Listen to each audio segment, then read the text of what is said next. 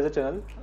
आज के वीडियो में एक्चुअली मैं बता रहा था कि कैसे आप डेबिट स्प्रेड को मैनेज कर सकते हैं।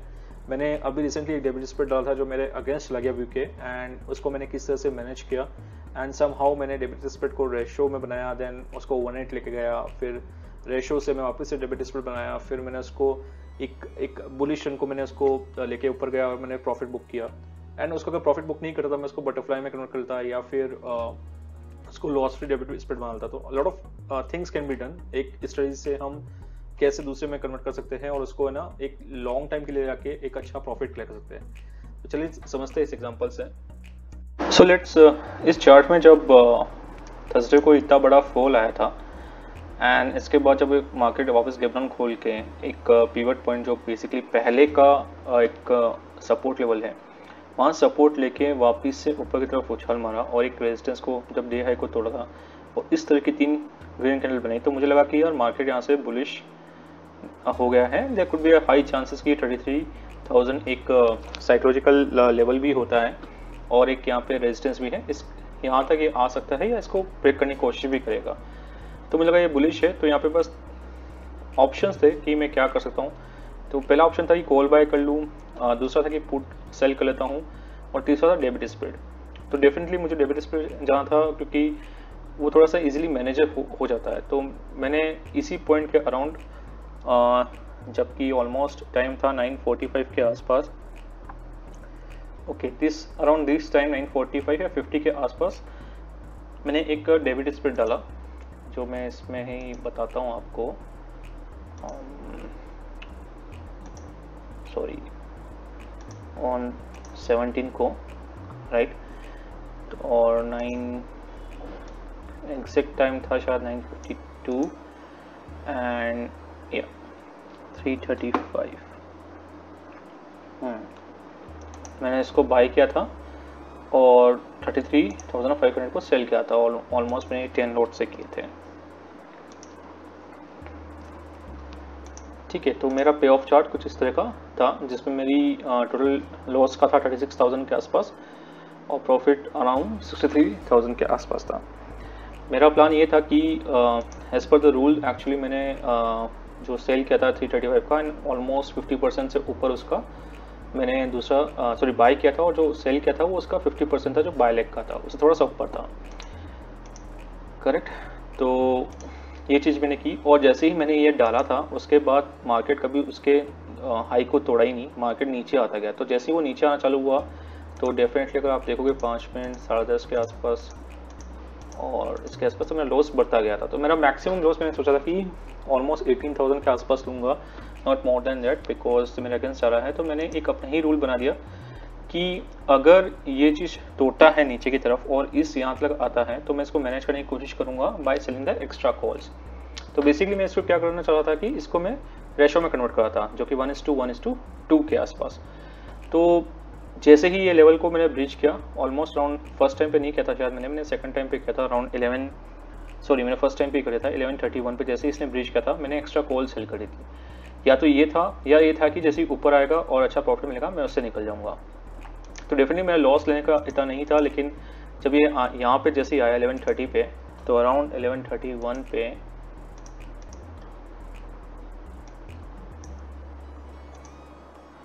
तो 11:31 पे मेरा लॉस हो गया था अराउंड 10,000 के आसपास। ठीक है, अब मेरी ये था कि इसका जो मैक्सिमम लॉस है जो कि अराउंड मेरा 36,000 है, मुझे इसको कम करना था। तो मैंने जब देखा कि इसको नीचे जाते हुए दिख रहा है, हो सकता है कि अब ये ब्रीच करके नीचे चला जाए, बिकॉज थर्सडे को मूवमेंट था बिल्कुल डाउनवर्ड्स और ये जो ब्रेक आया है जो 3 का आया हो सकता है वो फेक हो गया हो। तो मेरा यही था कि प्लान अभी नीचे आके यहाँ तक भी जा सकता है और नीचे भी जा सकता हूँ मैं, और लॉस इसमें ले नहीं सकता। तो इस केस में फिर मैंने जो सेल किया था फिर मैंने 33,900 यस ये सेल की थी और मैंने सेल किया था ये 34,400 यस। और ये जो मेरी क्वांटिटी थी ये 10 नहीं थी, ये मेरी थी ऑलमोस्ट 12।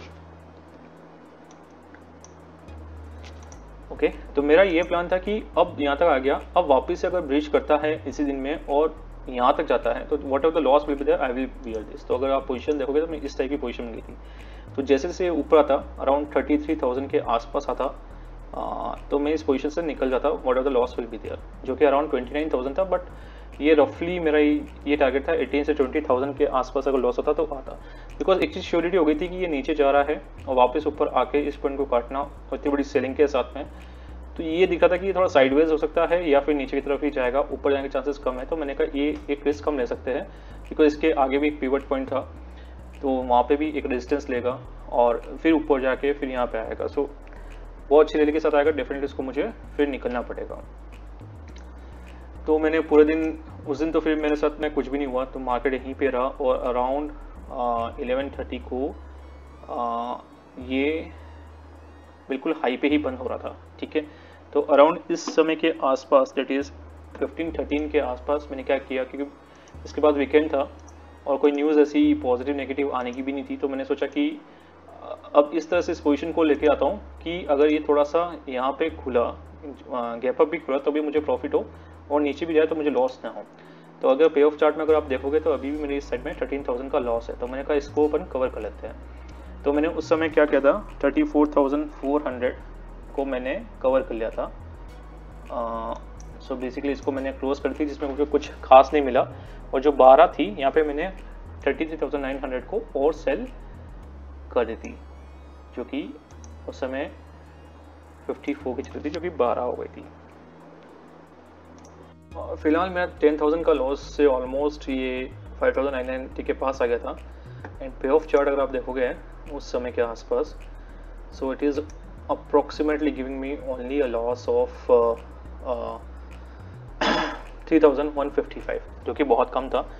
एंड मुझे मालूम था कि वीकेंड है एंड अगर ये पेग्राफ मंडे को खुलेगा तो डेफिनेटली मुझे टिल 33,100 तक कोई लॉस भी नहीं होगा और नीचे की तरफ लॉस भी मिनिमाइज हो गया था। तो ये एक तरह से मेरी फेवरेबल पोजीशन हो गई थी एज मार्केट ने उसके साथ दिया था। एंड अराउंड ऑलमोस्ट ये क्लोज हुआ था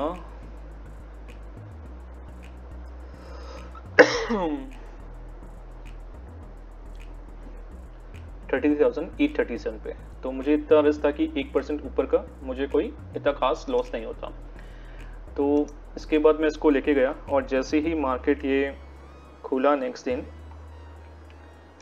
तो आप देखेंगे मंडे को अराउंड 9:16 पे, तो इसमें ना तो मेरा लॉस था ना कुछ मेरे पास में प्रॉफिट था। करेक्ट, मैं जहाँ पे प्रॉफिट लॉस था मैंने वहीं पे बंद हुआ, जबकि मार्केट बिकॉज मार्केट वहीं का वहीं फ्लैट खुला था, थोड़ा ऊपर जाके खुला था, इसलिए स्टार्टिंग में नहीं था, लेकिन जैसे ही वो खुल के नीचे आ गया, सो अराउंड 9:45 अगर आप देखेंगे ये नीचे की तरफ था and my loss has become into the profit. तो मेरा ये प्रॉफिट में आ गया था।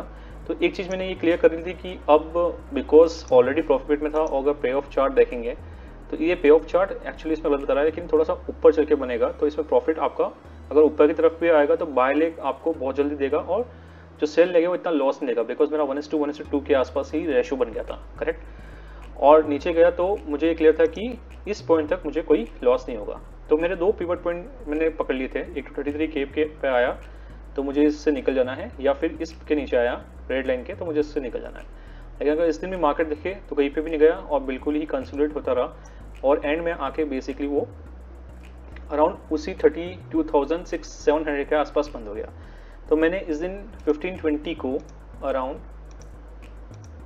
बिकॉज ये मेरे फेवर में ही था तो कुछ करना नहीं था इसके अंदर, ऑलमोस्ट ये मेरी प्रॉफिट अगर देखेंगे तो इस तरह से हम बन जाता है, तो ये हम बना हुआ है जैसे ये ब्लू लाइन का, तो ये मुझे प्रॉफिट दिया था ऑलरेडी उस समय अराउंड 7,130 का। तो मुझे था कि अभी ये फेवरेबल में है, अगर इसको मैं अभी कैरी फॉरवर्ड भी करता हूँ तो मुझे कोई इशू नहीं है। तो मैंने क्या किया, जब 33,900 इन दोनों को क्लोज कर दिया और 33,800 को मैंने डबल द क्वांटिटी सेल करी थी। तो अगर मेरा पे ऑफ देखेंगे अब नीचे की तरफ मेरा, सॉरी कर दिया मैंने इसको 33,800, ओके या दिस वन, इसको मैंने 24 लॉट सेल करे थे। तो अगर पे ऑफ चार्ट देखेंगे तो मेरा अब लॉस नीचे की तरफ कुछ भी नहीं है। तो मुझे ये लगा था कि मार्केट ने अभी कंसोलिडेट किया है यहाँ पे एंड तो मार्केट एक्चुअली वहीं आके खुल गया था, खड़ा हो गया था। तो मुझे लगा था कि अगर मार्केट यहाँ से लेट्स से गैप अप भी करता है 1 से 1.5% या नीचे की तरफ, तो मेरा लॉस कुछ भी नहीं था, ऊपर की तरफ गेप अप भी करता तो भी मैं प्रॉफिटेबल में निकलूंगा, बिकॉज मेरा जो बाय लेग है वो बहुत ज़्यादा देगा, और बिकॉज ओवरनाइट डीके की वजह से सेल लेग मेरा लॉस कम देगा। तो हुआ ऐसा ही, ये ऊपर की तरफ खुला अराउंड 33,000 के आसपास, और मुझे था कि एक बार यहाँ पे खोल के 33K पे एक बार होल्ड करेगा या इसके ऊपर भी करो, एक बार नीचे आने की कोशिश करेगा। तो नेक्स्ट में अपन देख लेते हैं, लेकिन आज का इट इज़ 9:16, ठीक है। ये खुलते ही मुझे अच्छा खासा प्रॉफिट दिया था 11,950 का, और जो मेरी सेल लेग थी वो इतना लॉस नहीं था, बट मेरी बाय लेग और ये वाली सेल थी उसमें मुझे काफ़ी अच्छा प्रॉफिट मिलने गया था। अब एक चीज़ ये क्लियर थी कि मुझे मालूम था कि ये वाला बहुत इंपॉर्टेंट पॉइंट है, पिवट पॉइंट, तो मैं वेट ही कर रहा था कि ये कब पिवट पॉइंट टूटे और मैं जो सेल की हुई लेग है उससे बाहर निकल जाऊँ, क्योंकि मुझे मालूम था कि यहाँ से अगर ऊपर गया देयर कुड बी चांसेस कि ये वापस से यहाँ रिट्रेस करके एक बार ऊपर जाने की कोशिश करेगा।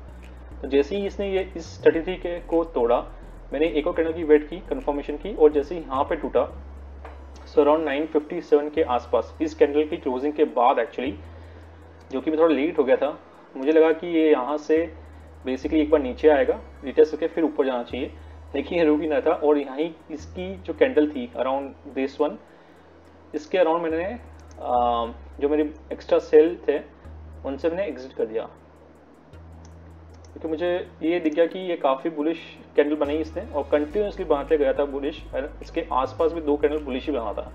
तो ये था कि ये ऊपर जाने के चांस ज़्यादा है और नीचे आने के चांसेस कम है। तो मेरा ये था कि इस पोजीशन से एक बार निकलता हूँ, बिकॉज ये मुझे काफ़ी लॉस देगी। तो यहाँ 55.9 के आसपास मैंने क्लोज कर दिया और मेरा थोड़ा सा प्रॉफिट कम हो गया था, और पे ऑफ चार्ट मेरा वापस से डेबिट स्प्रेड की तरह बन गया था। तो मैं डेबिट स्प्रेड से चालू किया, लेकिन मैंने रेशो बनाया, वापस में डेबिट स्प्रेड पे वहीं पे खड़ा हो गया। और जैसे ये ऊपर गया, अब मेरा ये था कि जब वापस से ये पोजीशन मेरे अराउंड 50 पे आती तो मैं वापस से इसको सेल करता, बिकॉज ये कब होता जब ये वापस से 33K को तोड़ लेता। तो ये प्लान था कि जैसे 33 को वापस तोड़ेगा तो मैं एक्स्ट्रा कॉल सेल कर दूंगा, और अगर ऊपर जाता है तो मैं इसको जाने दूंगा जहाँ तक मुझे लगेगा कि एक अच्छा प्रॉफिट मुझे मिल रहा है। तो पूरे दिन भर ये चलता रहा, मैं वेट ही किया। यहाँ पे कहीं पे मेरा ज़ीरोदा का कुछ प्रॉब्लम हुआ था, तो मेरे यही डाउट था कि ये नीचे नहीं आ जाए या मेरा प्रॉफिट छूट नहीं जाए, लेकिन लकीली यहाँ कहीं वापस चालू हो गया था। और इस कैंडल के आसपास जब मैं अराउंड 1250 के आसपास मेरी ये पोजीशन काफ़ी अच्छी खासी प्रॉफिट दे रही थी, जो कि 29,000 के आसपास थी। इस पोजीशन को मैंने यहाँ पे 2-3 ऑप्शन थे कि या तो मैं इसको और कैरी फॉरवर्ड करूँ, बिकॉज उस समय मार्केट काफ़ी बुलिश था और हो सकता है कि और ऊपर जाके मुझे और अच्छा प्रॉफिट दे देता अराउंड 10,000 के आसपास, जो कि ये गया भी था। लाइक सो ऑलमोस्ट मुझे 7-8 हज़ार रुपये और दे देता। लेकिन इस पोजीशन पे क्या हुआ था कि अब यहाँ पे मेरे पास 2 चीज़ थी, मुझे ये वेट करना था, या तो वेट ऊपर जाए इसको तोड़े और फिर देखता हूँ मैं क्या करना है, या वापस से नीचे आके इसको तोड़े। अगर ये इसको तोड़ता तो मैं यहाँ पे एक्चुअली मुझे ये बनाना था कि मैं यहाँ पे इसको बटरफ्लाई बनाना था। बटरफ्लाई का मतलब जो मैंने सेल किया हुआ है 33,500 वो प्लस एक इसको मैं 33,900 को बाय करता, मतलब एक रेशो इस पर डालता यहाँ पे, इसका पे ऑफ इस तरह का होता। तो मेरी ये चीज़ जो है बेसिकली ऑलमोस्ट लॉस फ्री बन जाती, एज अ रेफरेंस रेट बन जाती, और फिर मैं यहाँ से अगर नीचे आता तो मैं यहाँ से कॉल सेल करता, अगर ये ऊपर चला आता तो मैं यहाँ से पुट सेल कर लेता। लेकिन अभी प्रॉब्लम ये हो रही थी कि ये चीज़ मुझे करनी थी जब ये इसके नीचे आए तब उसको एडजस्टमेंट करना था, और बिकॉज ज़ीरोदा का कुछ प्रॉब्लम था, एंड सेकेंड मेरे पास एक अच्छा प्रॉफिट बन गया था, और बिकॉज कुछ दिन अच्छे नहीं जा रहे थे तो मुझे लगा कि ये यहाँ पे मुझे प्रॉफिट बुक कर लेना चाहिए, इसलिए मैंने इसको यहीं पे बुक कर लिया था। लेकिन हाँ, इसको मैंने क्या किया था कि डेबिट स्प्रेड चालू किया, उसके बाद मैंने रेशियो में कन्वर्ट किया, वापस डेबिट स्प्रेड बनाया, और मैं इसको बटरफ्लाई बना सकता। एक और ऑप्शन था मेरे पास में जो मैंने वीडियो में बताया हुआ है पहले भी, कि मैं अगर बटरफ्लाई नहीं बनाता यहाँ पे लेट्स से, तो मेरा सबसे बेस्ट ऑप्शन मुझे ये भी लगा था कि मैं जो मैं सोचा भी था कि मैं ये कर लेता हूँ, लेकिन फिर मैंने सोचा कि अच्छा खासा प्रॉफिट मिल रहा है और मेरा ऑलरेडी अभी कुछ अच्छे दिन नहीं जा रहा, तो इसको बेटर है कि बुक कर लेना चाहिए। तो मैंने इसका एक और था कि 33,200 पे मैं बाय लेग को लिया था सॉरी, इसको 33,200 पे नहीं लेके आ गया, मैं 33,300 पे लिया था, बिकॉज इसके ऊपर जा चुका था वो, और मैं अगर देखता तो ये लॉस फ्री होता, नीचे आता तो मुझे लॉस नहीं होता। बट वही है कि जो मेरा प्रॉफिट बन चुका है वो कहीं ना कहीं मैं इसको लूज़ करता, तो मैंने एक्चुअली इसको फिर बुक कर देता। तो मेन मोटो मेरा यहाँ पे ये था कि आप कोई भी प्राइस एक्शन देखते हैं और कोई भी स्ट्रेटजी बनाते हैं तो उसको बेसिकली लॉस में काटने से पहले आप अपने कुछ रूल्स बना दीजिए। तो जब रूल्स बन जाएंगे तो हो सकता है कि हमारा अगर लॉस होती हुई स्ट्रेटजी को भी हम एक प्रॉफिट में कन्वर्ट कर दें। तो मेरा आइडिया यहाँ पे यही था कि मार्केट थोड़ा बुलिश हुआ है एंड देयर आर चांसेस कि मार्केट एक बुलिश वे में जा सकता है, बट 2 दिन वहाँ पे रहा और फिर वो थर्ड दिन गया और मैं वो थर्ड दिन प्रॉफिट लेके निकला। अगर यहाँ पे सिर्फ मैंने एक कॉल बाय की होती तो शायद मैं इतना दिन खींच नहीं पाता, या मैंने पुट सेल की होती तो भी शायद मैं इतना नहीं खींच पाता, या मुझे कुछ इसमें एडजस्टमेंट कर पाता। पर डेबिट स्प्रेड को आप एक आराम से एज अ रेशियो में कन्वर्ट करके या बटरफ्लाई में कन्वर्ट करके आप इसको आराम से ओवरनाइट भी लेके जा सकते हो, एंड ये थोड़ी सी मुझे रिस्क लेस लगती है। सो आई होप आपको ये समझ में आया होगा। मेरा मोटिव यही था कि इसको थॉट प्रोसेस बताना था, ना कि मुझे बताना था कि मैंने क्या किया है, बिकॉज ऐसे बहुत लोग करते हैं। लेकिन हाँ, this way you can make any strategy work. Thanks.